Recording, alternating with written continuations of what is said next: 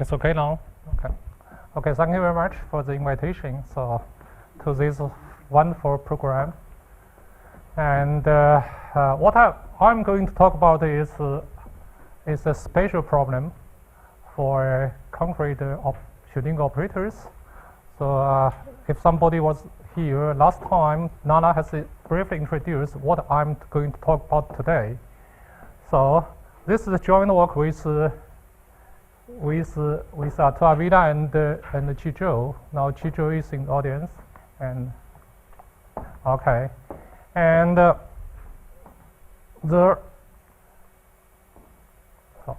that work?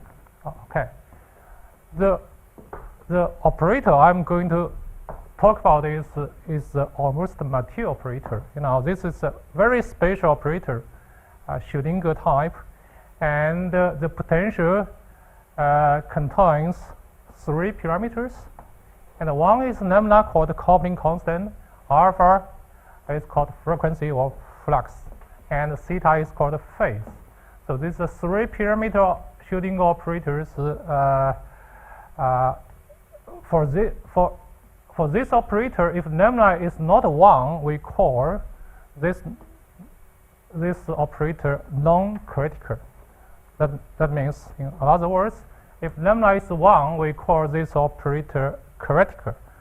So there are a lot of reasons why people call lambda equal to 1 critical. So I don't want to say more. A lot of reasons. So the behavior of this operator when lambda equal to 1 is quite different from that of lambda equal to 2. Lambda is not 1. Okay. So for this operator, certainly we will study the spectrum of this operator. The spectrum of this operator is defined standardly. Okay, use this one. If E, E is a number, so that this has low bounded inverse. Because we know this operator, almost the material operator, is self-joined, and so the spectrum is real. So this is this set is a real set in a real axis, and moreover, because the operator is bounded, so this is a bounded set. And because we consider the quasi-periodic case, so the rotation in the torus is minimum. So the spectrum of this operator does not depend on the phase theta. So for all theta, the spectrum is same. So now the spectrum for almost material only depends on two parameters. One is lambda, another one is alpha. Okay. So we are interested in the topology of this spectrum set in alpha E plane for all fixed lambda. So we let lambda fixed and try to see draw all the spectrum set in alpha E space to see what it looks like. There are some numerical results. So this is the famous Hofstede butterfly. So you see here, okay, this axis is E, and this one is alpha. Okay. For example, if alpha equal to 1/4, then you see this line, the 1, 2, 3, 4 segment, because alpha is rational. So spectrum contains several intervals called spectrum band. So there are 4 bands, but the middle 2 are touched each other. Okay, then you draw others. You choose, for example, 100 rational alpha, and try to calculate all the spectrum for the almost material operators. Then you put the spectrum in this picture, you can see this one. So this is a numerical result. So this is a beautiful picture. So like butterfly. So people call this Hofstede butterfly. Now, if this is a butterfly, I would like to call this one, okay, this white one, this big one, wing, one wing of the fly, and this is another one. Then there is another one, so they have a lot of wings, and so actually each wing is a connected component of this picture, and so actually this is a fractal. So there are a lot of the dark one is a fractal. So the complementary is open and contains a lot of connected components, and each component is called a wing. Okay. Then this wing, I mean the point in the white place actually corresponding to resolvent side of operators. So this white place is open. Also, if you use terminology in dynamic systems, this part corresponding to uniformly harmonic dynamic systems. So also it is open. So white part is open and dark part is closed. And the problem is this white part, if you take a union of all the white one, all the resolvent side, one natural question is if this white part also dense. So we have said it's trivial to know this is open. If it is dense, so this is a natural question people would like to know. So if wings are dense. So now this is the famous 10 Martini problem. Okay. Mathematically, you can formulate 10 Martini problem as following. The spectrum set of almost material operators is a contour set for all lambda and all alpha. So lambda should not be 1, not be 0, and alpha should be irrational. Otherwise, this cannot be true. That's a trivial case. And so if lambda is not 0 and alpha is not rational, then try to prove the spectrum set of almost material is a contour set. So this is mathematical formulation of 10 Martini problem. So or you can use language in dynamic systems. Say consider this family of co-cycles. Okay, alpha is the frequency in the operator, lambda is the coupling constant, and E is energy. Then with the operator, you can write a family of dynamic systems. If you fix alpha and if lambda is also fixed, then it's a one parameter family in E is one parameter family of dynamic systems. And the question is, in this one parameter family of dynamic systems, if uniformly hyperbolic co-cycles are dense in this family, so I mean for fixed lambda and fixed alpha, these two are equivalent. This is a conjecture by Asper, and since then there are quite a lot for partial results. Here I do not want you give you details. I just mention some names which who made contributions to this problem. Belizaire, Simon, C9, here is in the audience, and so Jost Tran and Chua, Elliot, Yu, Nast, and Puig. And so I don't want to describe who made which contribution. I just want to mention the last two. One I would like to say is one result is due to Avila and Corcoran. Then he proved dry 10 Martini problem is true for lambda equal to 1, the critical case. In the critical case, the dry 10 Martini is true. And finally, the dry 10 Martini problem was solved by Arvida and Jutmitskaya for all lambda. So here should be it's not true. Here is for actually they can prove for all, and so I would like to say so the method for proving the result for critical case and non-critical case is different. Actually, in this paper, they give a proof indirectly.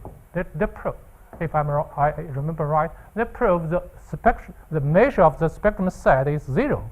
Then it is automatically contour set because there's no isolated points in the spectrum, so it's automatically a contour set.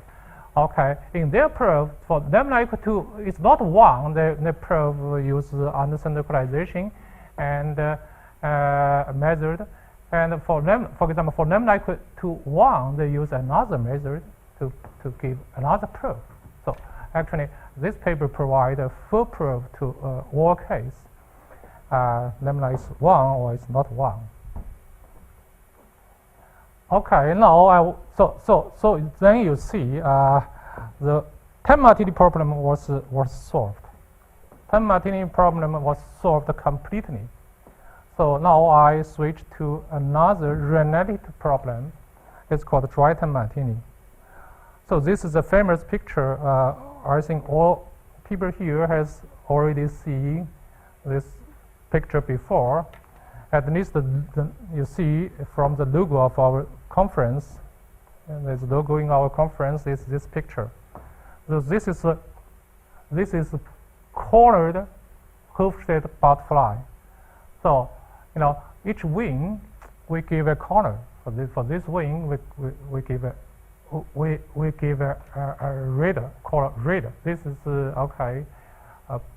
blue or different corners. So you can see this beautiful cornered butterfly. Actually, there are another way to label these wings. To label these wings, use numbers, use integers to give a label to each wing in a unique way, so that each wing actually you can see one number in the wing. For example, here you can see 1. Here you can see 2. This is just or here is 6 or here is 7. Okay, you can see a number in each wing. This number will be calculated. Okay, physicists use the so-called chain numbers, and people in the spectrum theory use integrated state of states of integrated density of states, and people in dynamic systems use the so-called rotation number. So anyway, it's a particular way, it's a unique way to assign a number to each wing.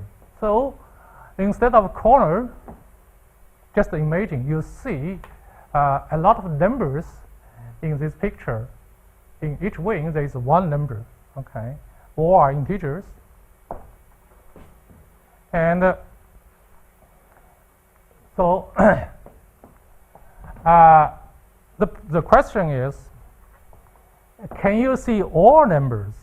So I've said in each wing you can see there's one number, there's a unique number, okay? And if you assign all number, if you write all the numbers in the wing, then the question is, can you see all numbers, no missing one? So this is or you can ask, do all wings show up? Because there are a lot of infinity many wings.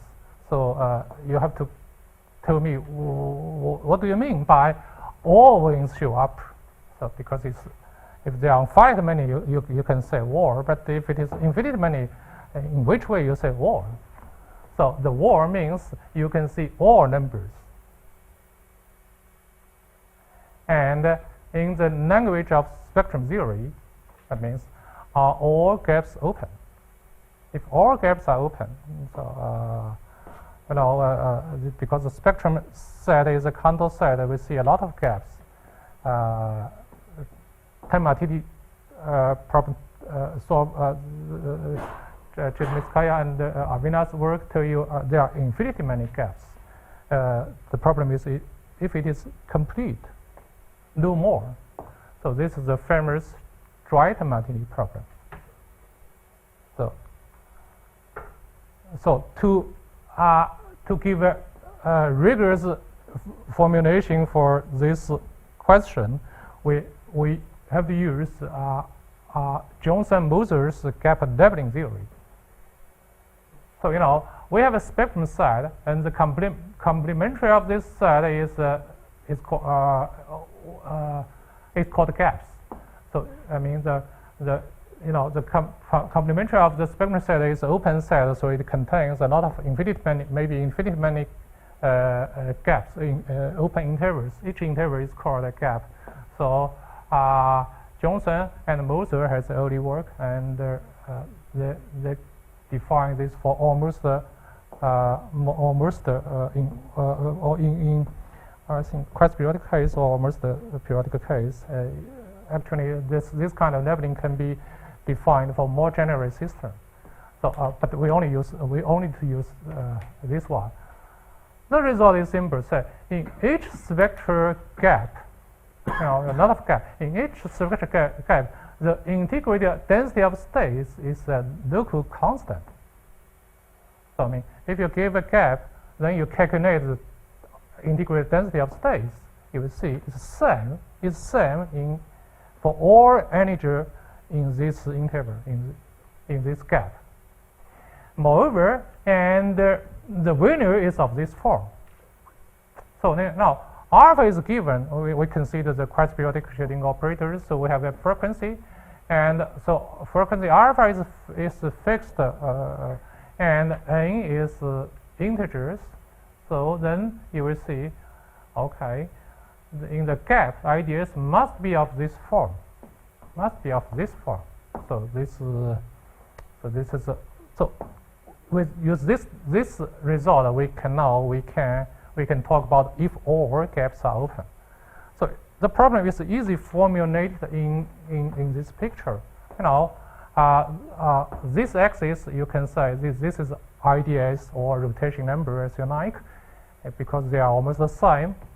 And this axis is integer. Okay. Now I assume lambda and alpha is fixed. Alpha is irrational, and Jones and Moser says if there is a gap, for example, if this is a gap, then the rotation number or IDS will be constant. Constant means in this picture here, this platform here. But the rotation number or IDS is continuous function and a non-decrease function in integer E. And in the gap, there's a stair here. Then you see the picture should be more or less looks like this one. And each stair corresponding the projector, the stair downstairs, you will see a gap. Okay. Then actually, Martini problem tells you this is a Davis staircase. There are infinitely many stairs. More than that, these stairs are dense, in some sense dense in this picture, dense. And the dry Martini problem size is a complete Davis staircase. That means all stairs are there. That means if you given any point here of this form, it should be an integral part, any point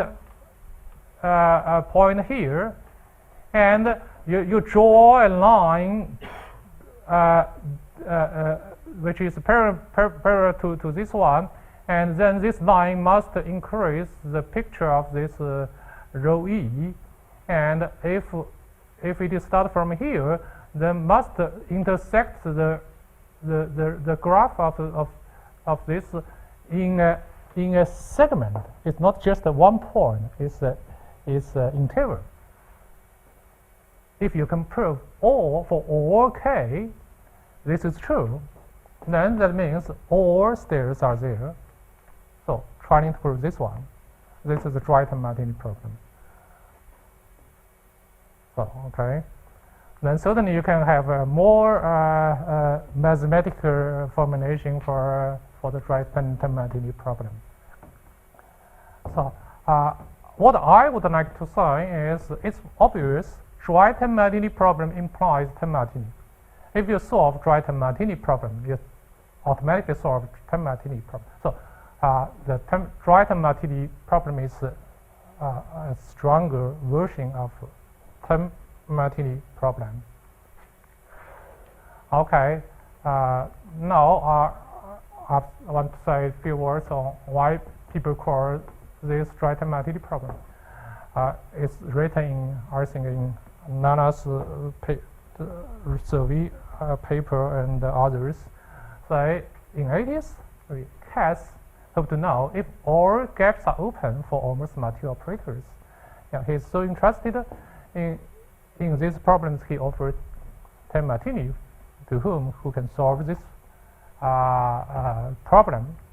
Thereafter, Simon named the problem. That's why, okay, the work version that is Kondo spectrum of this problem was called the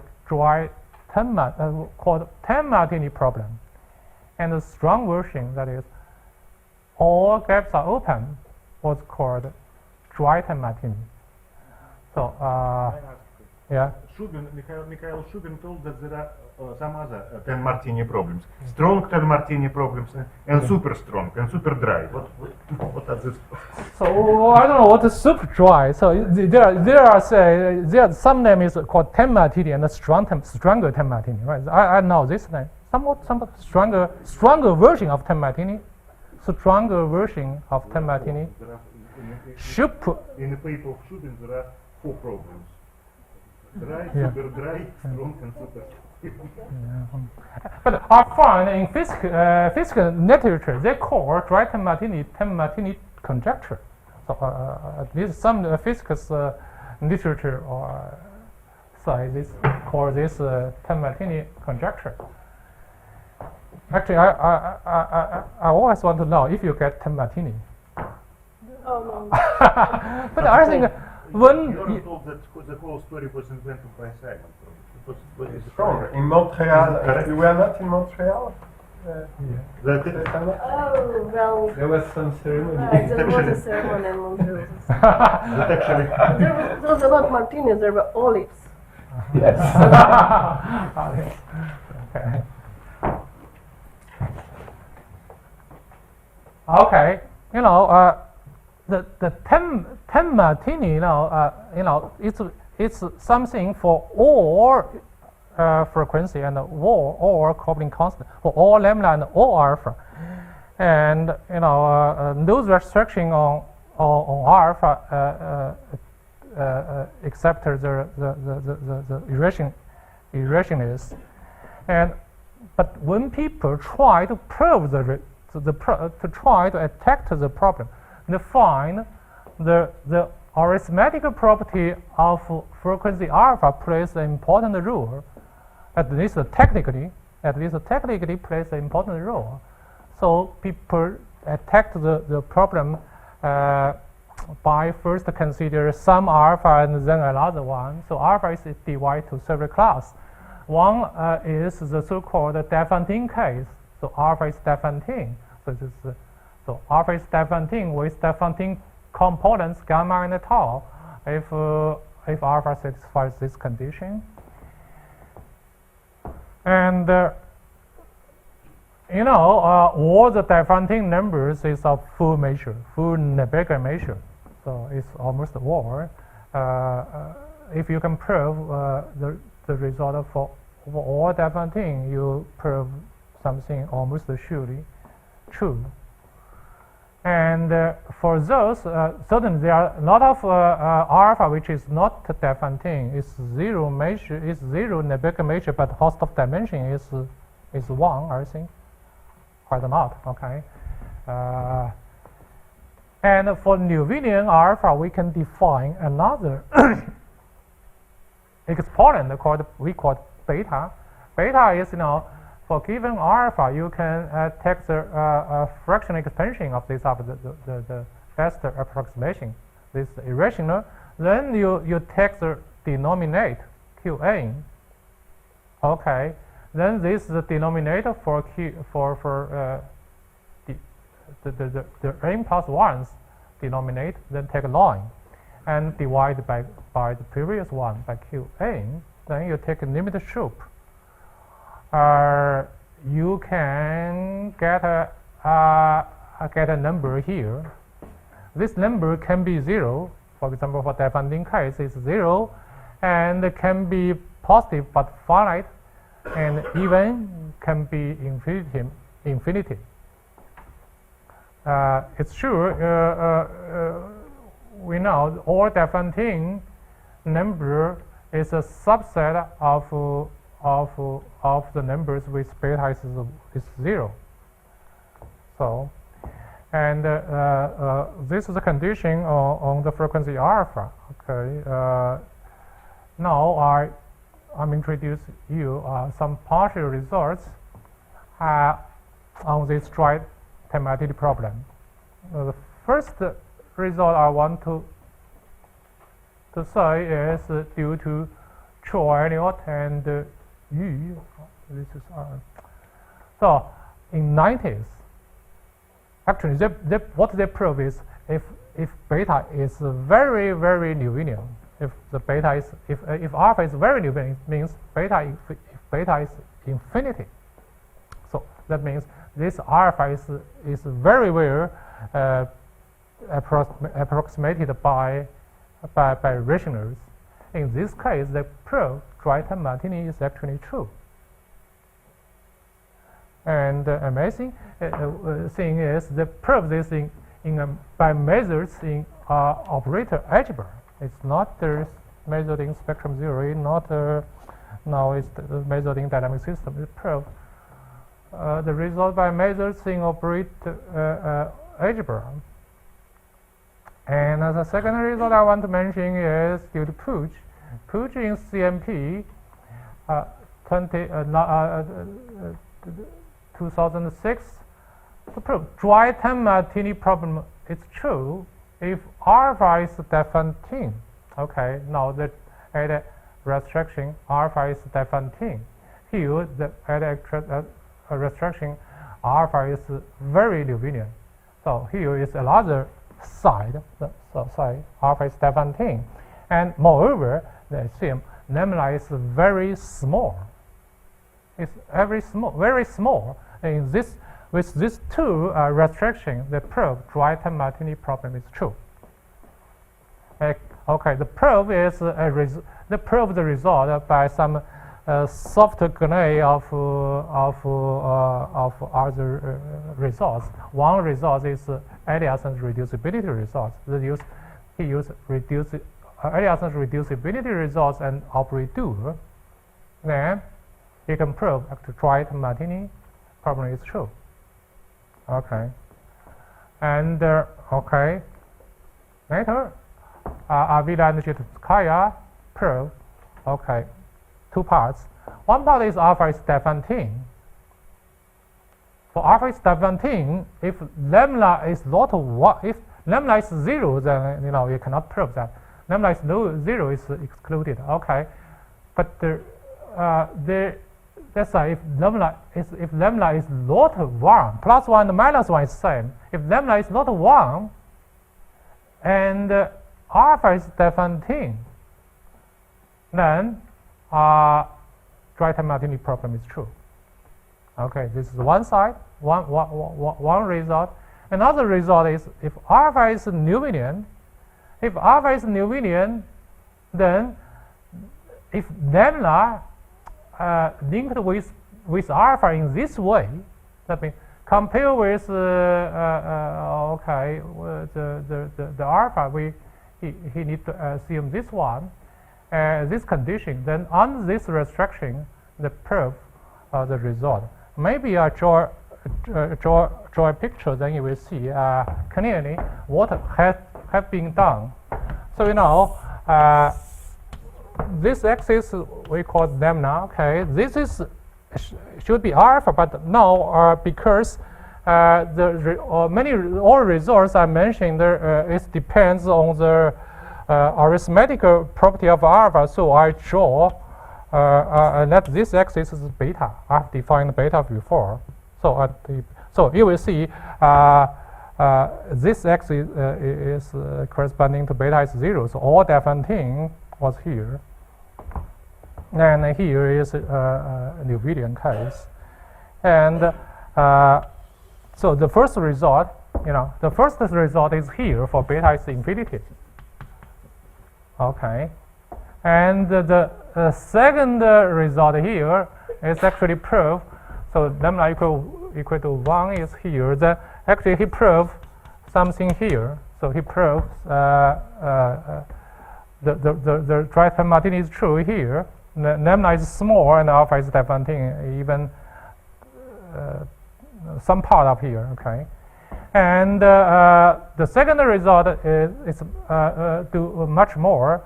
Okay, for defining case, defining case so this is lambda equal to 1. So this is clued. So for defining alpha is defining. So this the right-hand Martini is true. So this is beside this point that prove all. I believe the result works also for beta equal to 1. But beta is to 0, but roughly it's all here. Moreover, the proof there are two lines here. Then this is e to the beta. This is e to the minus beta. Then the proof the result is true here. Also here.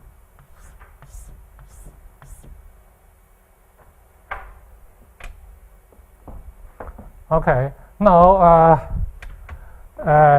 here is left, here is left. So if you fixed any lambda, okay, if you fix any lambda, you will see there's still some alpha. The problem does not solve. Also, if you fix the alpha and if you fix alpha, which is Newtonian, then there's some lambda which we don't know if the result is true. So this is the previous result. So what we did is this one. So the right-hand Martini problem for non-critical case. So we prove we say alpha is irrational. Okay, lambda certainly is not 0. Okay. Then the right-hand Martini problem, so this do business with theta, so it's just the business of lambda and alpha. And this right-hand Martini problem is true. Then it has all spectral gaps open for all lambda and beta is not 1 and 0. That means what we can prove is here. We can prove all this place are true beside this point. So now only at this point, the right-hand Martini problem is not solved. So actually, what we solved is this part, and by dual actually this part. So we only need to prove one part. This part was this part because almost material has a very special form.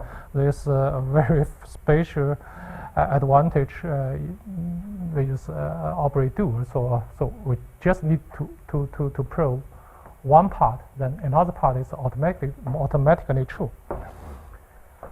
And moreover, I give a remark here. We can have some control for the gaps. We that this one is a gap.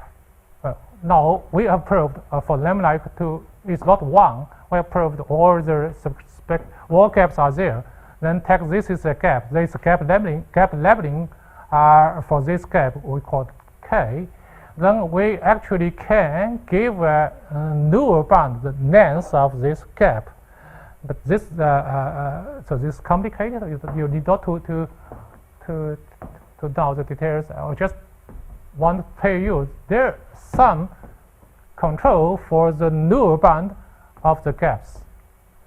And the gaps in terms of the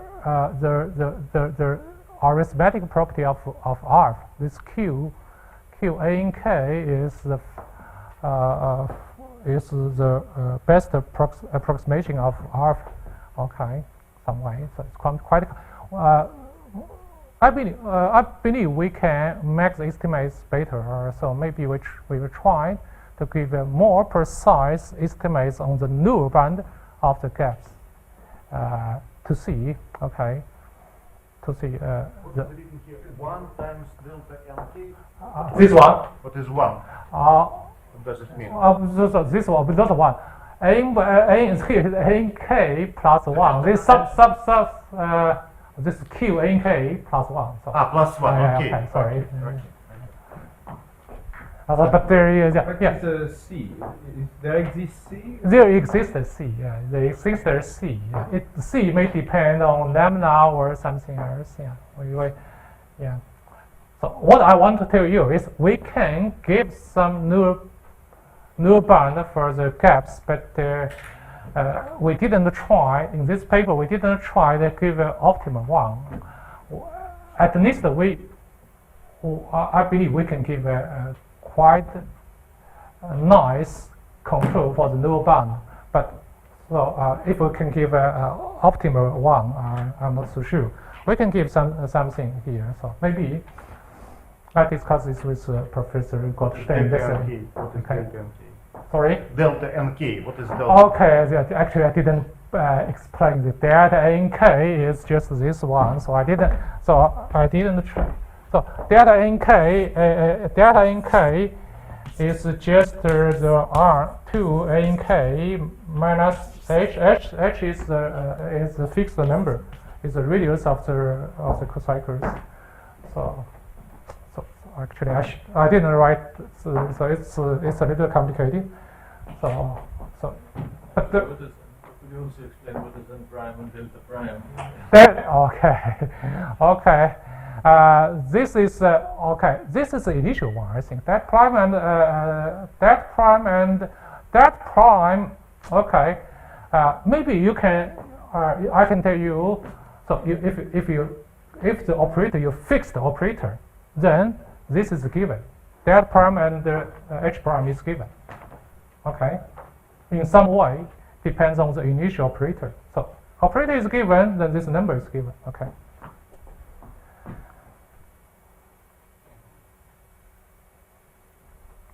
So now I'm going to talk about the probe. The probe depends on a result in dynamic systems called reducibility, and then we need the operator. So this is a concept in dynamic systems called reducibility. So then it's for a dynamic system. This creates recorded cocycle. So for a cocycle, so the eigenvalue equation of operators is actually a cocycle in this quasi-periodic case.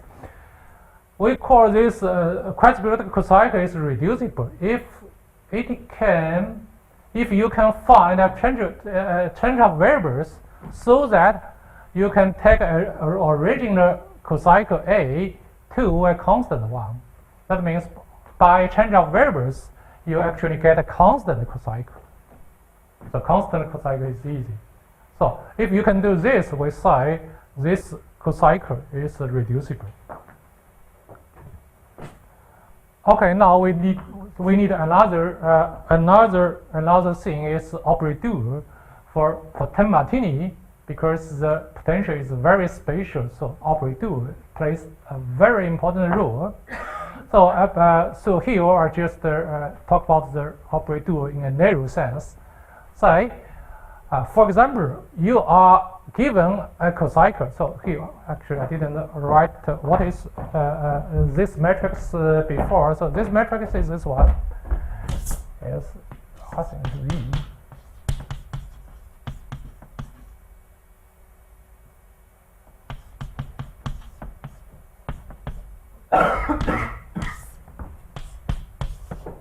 So this is my S. So this. Okay, this is this matrix. Okay, if you can find a matrix B which is non-singular, B is of this form, you can find this one which conjugates this cocycle into a constant constant matrix of rotation. Now this is a constant. Rho does not depend on theta, so it's a constant. It's just a number. And if you can conjugate this matrix to this matrix, okay, if you can do this, what I want to say is, you see this element B11 here, then the B11 must satisfy this equation. So must satisfy this equation. Then you expand B11 into Fourier series. Then you will see this is the Fourier coefficient of B11. N plus 1 is Fourier coefficient of B11.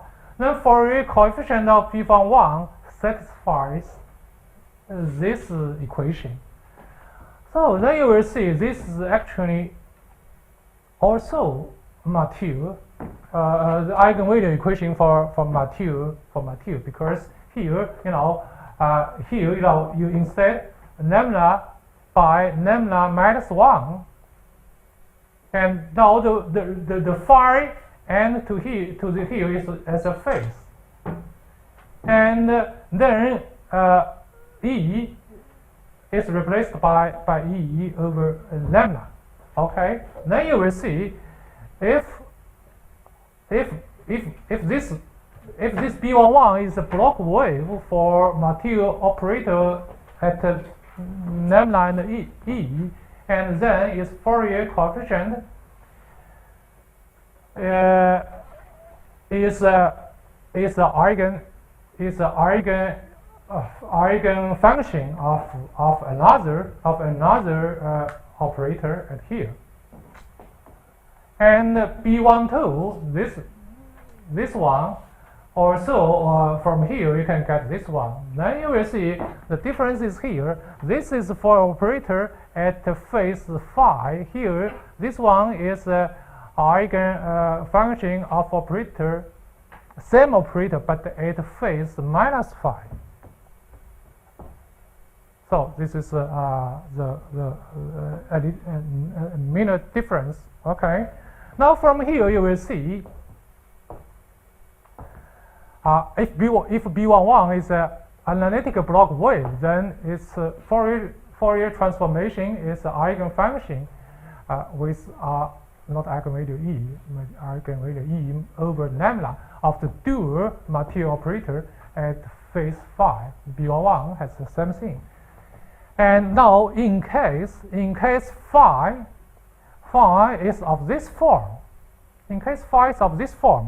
then not only B11 is not only this one is the eigenvalue of the dual model at energy, and B12 is also another eigenfunction corresponding to the same eigenvalue of the dual operators. But this is impossible.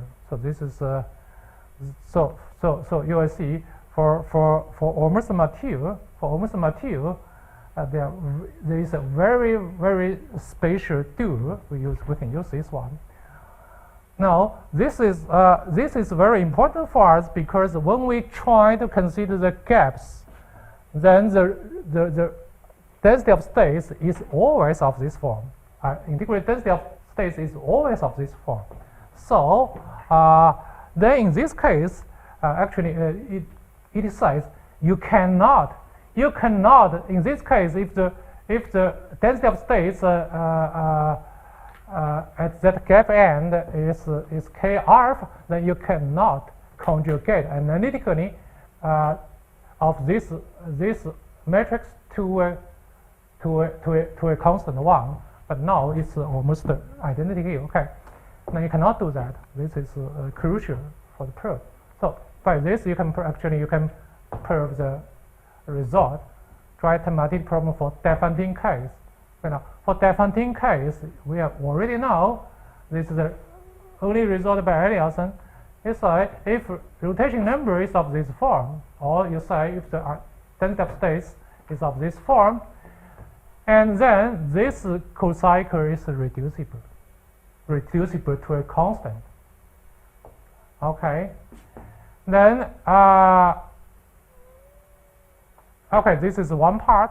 Then later this result was generated by in Arvida and Miskayev's paper.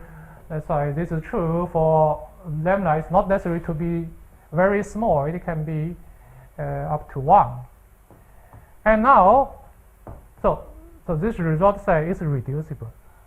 Then operator says it cannot reduce to identity. This cannot be reduced to identity. Otherwise, by operator, you get a contradiction to the simplicity of eigenvalues. And then, because it cannot be identity, then the reduced constant matrix must be parabolic-like. It cannot, because in the spectrum, in the gap end, it is not identity. Then it must be parabolic. Must be parabolic. Then you can use the Moser-Puccio argument to prove actually there is a gap there. So the gap is open. So this is the proof for the Diophantine case. Anyway, if alpha is not Diophantine, then reducibility is not always available. You cannot expect reducibility. It's not true. It's simply not true. It's not always true. Then we try to solve this problem by replace reducibility by quantitative almost reducibility. We use another concept called almost reducibility. We need a quantitative version of this almost reducibility result. So what is almost reducibility? Almost reducibility says now we don't try to conjugate a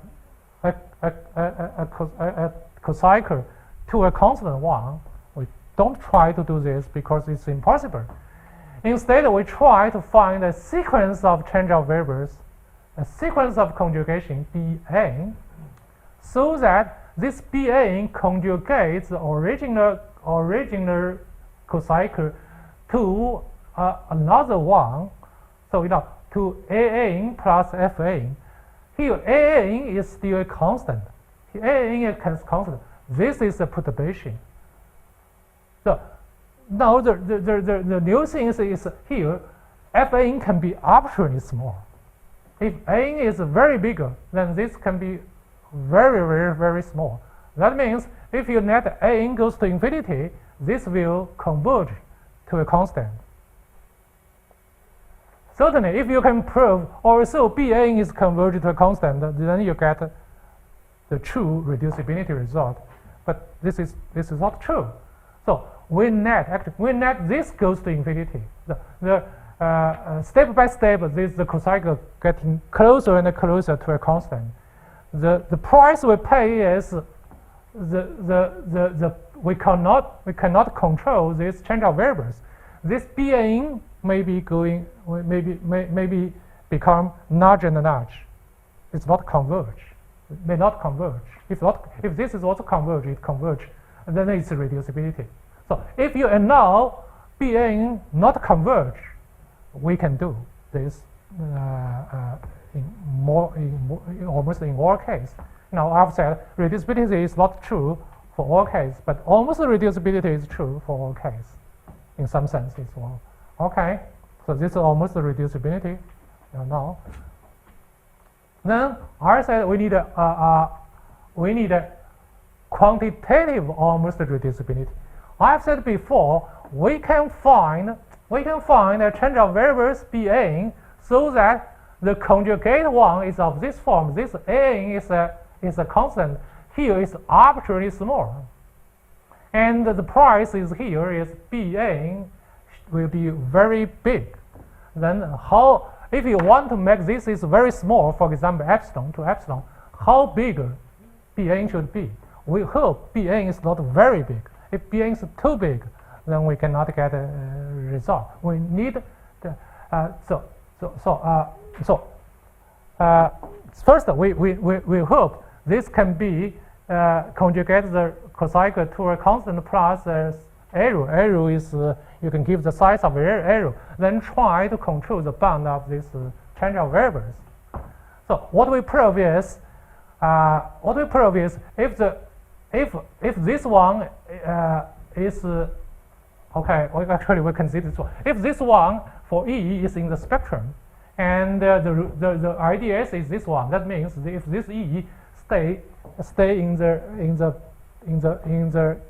gap end, and then you can find a sequence of change of variables Bn, so that this is shown. Now you see from our estimate this. If we net Fa, the perturbation is smaller than this one. Okay, I've said sigma n is just here.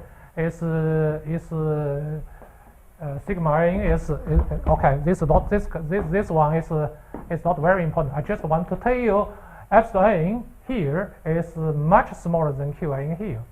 So then you will see, to make this the Fn very small, this is not necessarily very big. So, I mean, or you say product of Bn and Fn is very, very small. That means the price you pay is high, but it's not very high. We need this one to prove the result. So, to prove this quantitative almost reducibility, we need the three main ingredients. One is the Arrhenius global almost reducibility conjecture. We use this to reduce the cocycle to the nuclear region, because we consider the problem for all lambda is smaller than 1. If lambda is close to 1, then it's not in the perturbative region, so we cannot do anything. So we need this result to first reduce the original cocycle to the nuclear region. Then we need quantitative estimates for. So this is this contains is a quantitative almost reducibility for continuous case, a differential operator case. So for differential operator case, we can have quite good estimates on the change of variables, on the arrows, a lot of things. But for the discrete one, it seems a bit complicated. Then it's not easy for us. Then we need this M-bending theory. This theory is we try to embed a nuclear cocycle into flow. Into flow, then we can use estimates here. Then in this way, we can get this kind of quantitative almost reducibility result. Okay, so this is list here is Arrhenius global almost reducibility conjecture. He has solved this. Now he proved this result. So the difference between this result and the quantitative result of ours is here. You see, in this theorem, in order to make f smaller than this one, this Bn will be very big. There's a capital C here. C, for example, if C is 10, then this Bn is much, much bigger than this one. And the product of Bn and Fn will goes to infinity. That means the price you paid is too big. It's too big, so we cannot afford such a price. But this is a global one. Then we use this one for finite steps. Then this estimation now is not important because we only use it for finite steps. Then we put the original cosine to the perturbative region. Then we can give a more precise, more optimal estimates on BA, so that we can use it to prove the dry-time Martini. Okay, now the proof of the dry-time Martini. I've said by our quantitative almost reducibility result, we can find a change of variables which has this bound, which conjugate the original one to a constant plus this one. And the first thing I want to say,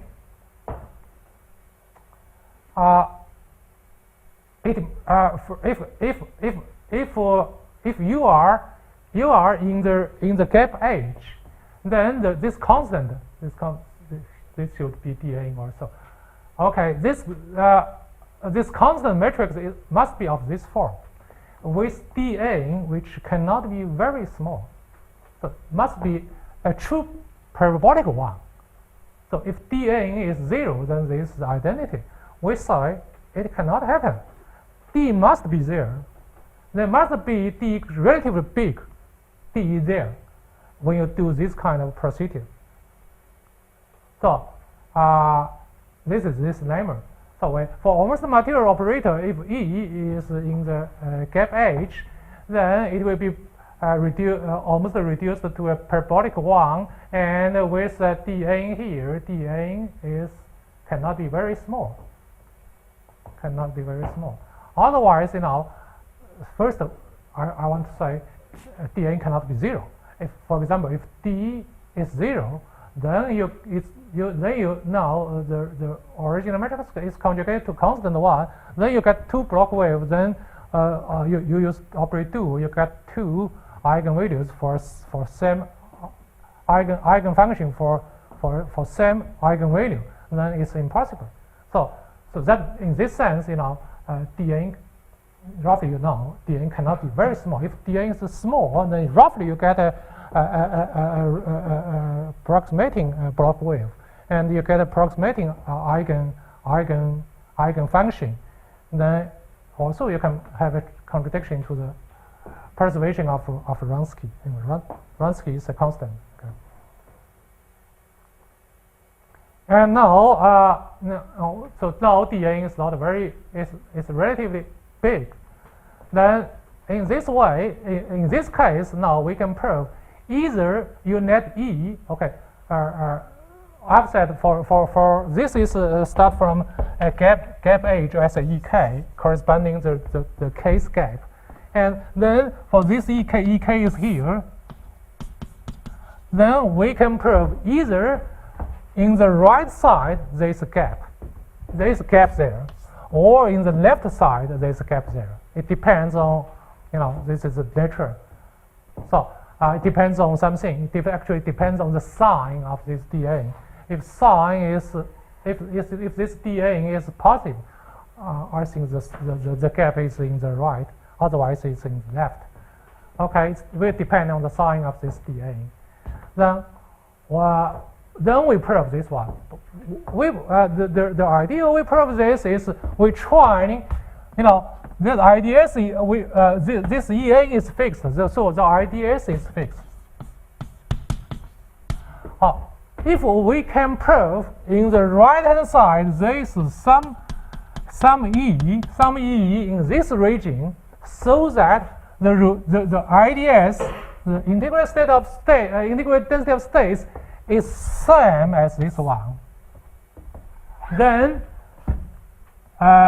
it must be for E here, or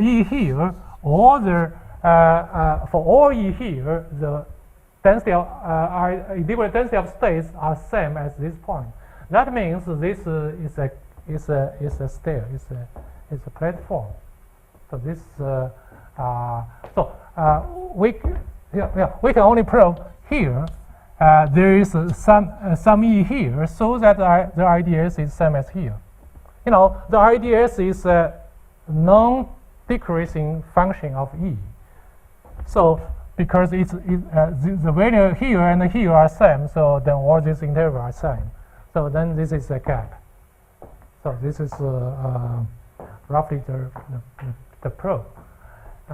So actually, simply briefly tell you the proof of the result. Now the two further problem maybe we consider the most wanted problem for me is dry time Martini for critic case for lambda equal to 1. So for lambda equal to 1, our method totally useless. So you have to find a new method to prove this critical case, lambda equal to 1. In this case, both reducibility method and localization method doesn't work. And you have to find another method. For the 10 Martinis, you have quite a lot of alternative method to do this. But for dry, seems the dry should be true. If you see the numerical result, you will see the gaps is very big. It's the biggest when lambda equal to 1. So then become narrow and narrow. So it should be there, but people don't know how to prove. So you can see this, you can see it, but you don't know how to prove it. And maybe we also did do a little bit thing is we try to give more precise low bound for gaps, at least in material case, and to see who will influence the gap. We have lambda, we have alpha, we have theta, okay, and how it influence that. So I want to stop it here. Thank you very much for your attention. Do you have some comments, remarks, questions? Yeah? So you just said that the gaps tend to get larger actually as you approach critical coupling. I mean, I would. This is the numerical result. You see the picture. No, I agree with that. So, but do you see that in your lower bounds for the gap length? Frankly, we didn't pay much attention to let the low bound become better and better. So maybe we can do that. If you fix the label and then vary lambda, do you see what happens to the bound? No, we cannot see that. Yeah, we actually give a lower bound which is very bad. We didn't check how it when lambda goes to 1, how it develops. So I have not checked that. The constant H probably depends on lambda, right?